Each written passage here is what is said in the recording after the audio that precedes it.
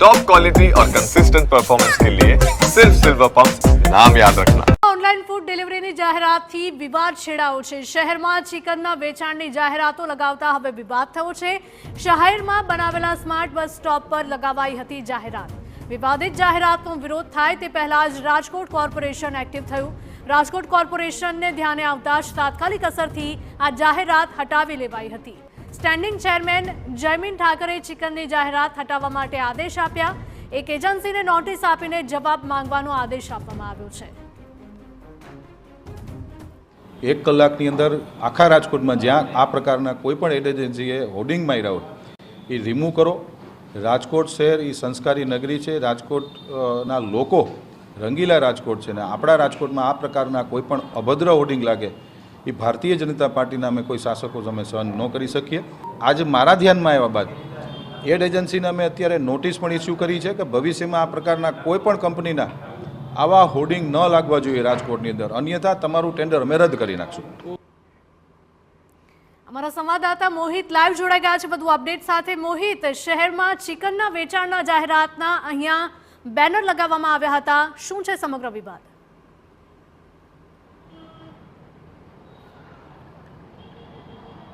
જુઓ, રાજકોટ મહાનગરપાલિકાના જે સ્માર્ટ બસ સ્ટેન્ડ રાજકોટ શહેરના અલગ અલગ વિસ્તારોમાં આવેલા છે, ત્યાં આ સ્માર્ટ બસ સ્ટેન્ડ છે તેમાં જે દિલ્હીનું ચિકન અને કાશ્મીરની બિરયાની આ પ્રકારના ઝોમેટોના જે હોર્ડિંગ્સ છે તે લગાડવામાં આવ્યા હતા।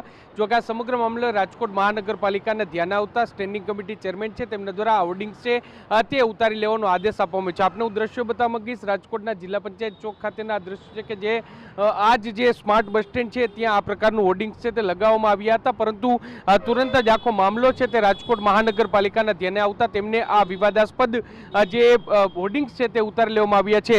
જુઓ, રાજકોટ મહાનગરપાલિકાના જે અલગ અલગ વિસ્તારોમાં જે હોર્ડિંગ્સ આવેલા હોય છે તેના કેટલાક નીતિ નિયમો હોય છે ને આ નીતિ નિયમો પ્રમાણે કોઈપણ સમાજ કે કોઈપણ વ્યક્તિની લાગણી દુભાય તે પ્રકારના હોર્ડિંગ્સ છે તે ન હોવા જોઈએ। સભ્ય સમાજને લાગણીને ઠેસ પહોંચે તે પ્રકારના અશ્લીલ પોસ્ટરો છે તે લગાવવામાં ન આવે અને કોઈપણ ધર્મની લાગણી દુભાય તે પ્રકારના હોર્ડિંગ્સ છે તે ન લગાવવા જોઈએ। પરંતુ જે ઝોમેટો કંપની છે તેમના દ્વારા શહેરના અલગ અલગ જે સ્માર્ટ બસ સ્ટેન્ડ છે ત્યાં આ પ્રકારના ચિકન બિરયાની અને તેના દ્રશ્યો દર્શાવતા હોર્ડિંગ્સ છે તે લગાવવામાં આવ્યા હતા અને જેને લઈને જ આખો મામલો ધ્યાન આવતા આ હોર્ડિંગ્સ છે તે દૂર કરી દેવામાં આવે છે। એટલું જ નહીં, પરંતુ જે એડવર્ટાઇઝિંગ એજન્સી છે તેમના દ્વારા હોર્ડિંગ્સ લગાવવામાં આવ્યા હતા તેને પણ રાજકોટ મહાનગરપાલિકા છે તેમના દ્વારા નોટિસ આપવામાં આવી છે અને ભવિષ્યમાં આ પ્રકારના હોર્ડિંગ્સ ફરી એકવાર લગાવવામાં આવશે તો તેમનું ટેન્ડર રદ કરવા સુધીની કાર્યવાહી છે તે કરવામાં આવશે। રાજકોટ મહાનગરપાલિકા દ્વારા પોતાની સત્તાની રૂએ કોઈ ધર્મની લાગણી દુભાય તે પ્રકારના હોર્ડિંગ્સ હતા અને તેને લઈને જ આ કાર્યવાહી છે તે કરવામાં આવી છે અને હવે ભવિષ્યમાં આ પ્રકારના કોઈ હોર્ડિંગ્સ કોઈ લગાવવામાં આવશે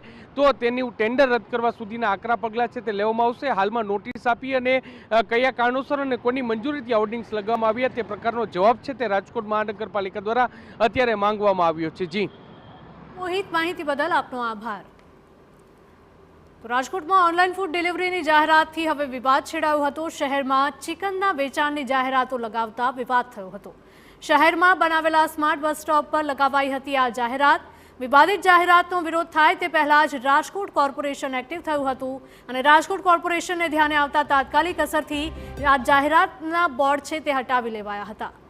તો સ્ટેન્ડિંગ ચેરમેન જયમીન ઠાકરે ચિકનની જાહેરાત હટાવવાના આદેશ પણ આપ્યા હતા।